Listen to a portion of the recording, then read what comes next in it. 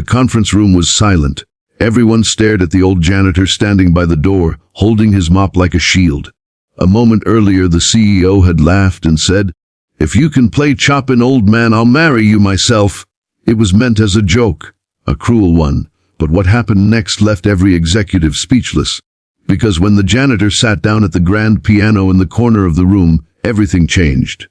Hey everyone, welcome to Whispers of Goodness, the place where true stories remind us how powerful kindness can be. If you enjoy stories that warm your heart and make you believe in people again, please subscribe, like, and share this video. And don't forget to comment below. We'd love to hear what kindness means to you. Now, let's get into today's story. It was a snowy December morning in Chicago. The corporate offices of Millstone Technologies were buzzing with activity. The company's CEO, Linda Rowe, was preparing for a visit from important investors. Everything had to be perfect, from the glossy floors to the catered breakfast. And that's where George, the night janitor, came in. George had worked there for 22 years. He was the kind of man who moved quietly, spoke softly, and smiled at everyone, whether they noticed him or not. Most didn't. He was invisible to them, just part of the background noise of the building. But George never seemed to mind. Every morning, as employees rushed in with their lattes and briefcases, he greeted them the same way. "Good morning. Hope today's kind to you." Most just nodded without looking up. Still, George meant it every single time. That day, Linda was in no mood for smiles. The company's stock had been falling, and tensions were high. She barked orders, demanded changes, and criticized everyone from the marketing team to the reception desk. Around noon, she called an emergency meeting. The entire management team was summoned to the big conference room, the one with the glass walls and the baby grand piano in the corner. The piano had been there for years, left from an old event. No one ever touched it. As everyone filed in, George quietly slipped in behind them, pushing his mop bucket. He just wanted to finish the last corner of the floor before heading home. But Linda turned sharply. "George, not now," she snapped. "Can't you see we're in a meeting?" He immediately backed away. "I'm sorry, ma'am. I'll just—" Her assistant, trying to ease the tension, chuckled and said, "Unless George here wants to play us some Chopin while we talk." Laughter filled the room. Linda smirked. "Sure, George. If you can play Chopin, I'll marry you myself." It was meant as a joke, a way to release stress, but the laughter stung. George looked down at his shoes, his face red. He nodded politely and began to leave. But then he stopped. He turned, walked toward the piano, and gently lifted the cover. A hush fell over the room. "What's he doing?" someone whispered. George sat down, ran his fingers across the keys, and began to play. It was Chopin's Nocturne in E-flat major, delicate and haunting. The notes floated like snowflakes, soft but steady, filling every corner of that cold glass room. No one moved. No one spoke. For 3 full minutes, time seemed to stop. Even Linda's usual steel expression softened. When the last note faded, George sat still for a moment, then quietly stood up. "I'm sorry if I interrupted your meeting," he said gently. "I'll get back to work." And he walked out. For several seconds, the only sound in the room was the faint hum of the heater.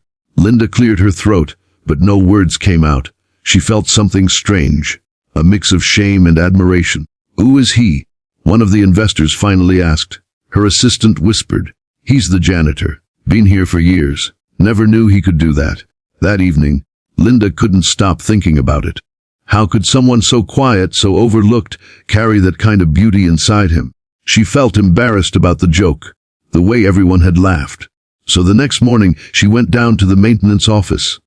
George was there, polishing his mop handle. "George," she began, "I owe you an apology." He looked surprised. "Oh, Mum, there's no need for that." "No," she said firmly. "There is. I was rude. What you played yesterday, it was extraordinary." He smiled shyly. "It's something my mother taught me when I was young. She said music keeps the heart kind, no matter how hard life gets."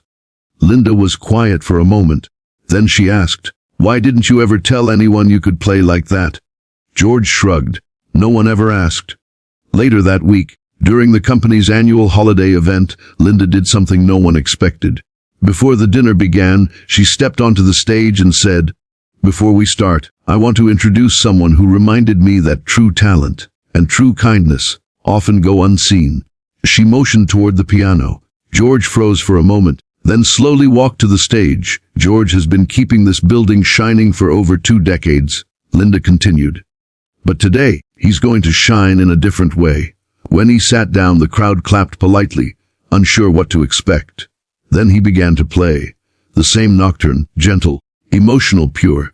By the time he finished, several people were wiping away tears. Even the waiters had stopped to listen. After the applause, Linda walked up and whispered, "Thank you." George smiled. "You're welcome, but you know, Mum, you don't have to marry me after all," he said with a twinkle in his eye. She laughed, genuinely, warmly, for the first time in weeks. "I think we both learned something better than that," she said. Over the next few months, something beautiful happened.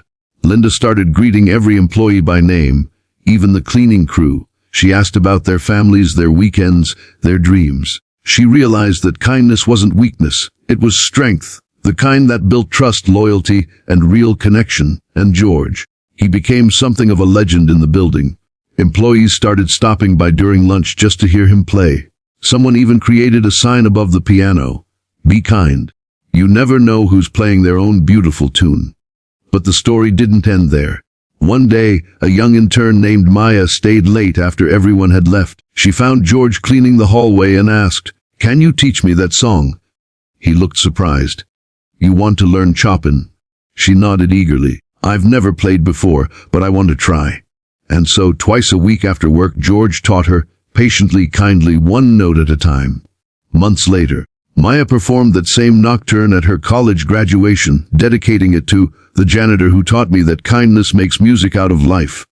Years passed. George eventually retired, but his piano stayed in the lobby. Every holiday, employees still gather around it and play the same song, the Nocturne in E-flat major. Linda often tells new hires the story. She always ends it the same way: be kind. Because you never know, the person you overlook might just hold the melody that changes you. Kindness doesn't need an audience. It doesn't need applause or attention. It just needs to be shared, in words, in music, in the way we treat one another. George never sought recognition. He only offered what he had: a song, a smile, and a gentle reminder that every person has a story worth hearing. And sometimes, all it takes is a small act of kindness to open the door to something extraordinary. If this story touched your heart, please like, share, and subscribe to Whispers of Goodness. Tell someone, good morning, lend a hand, or simply listen, because every act of kindness adds music to the world. And who knows, maybe one day your kindness will be the note that silences a room and fills it with grace.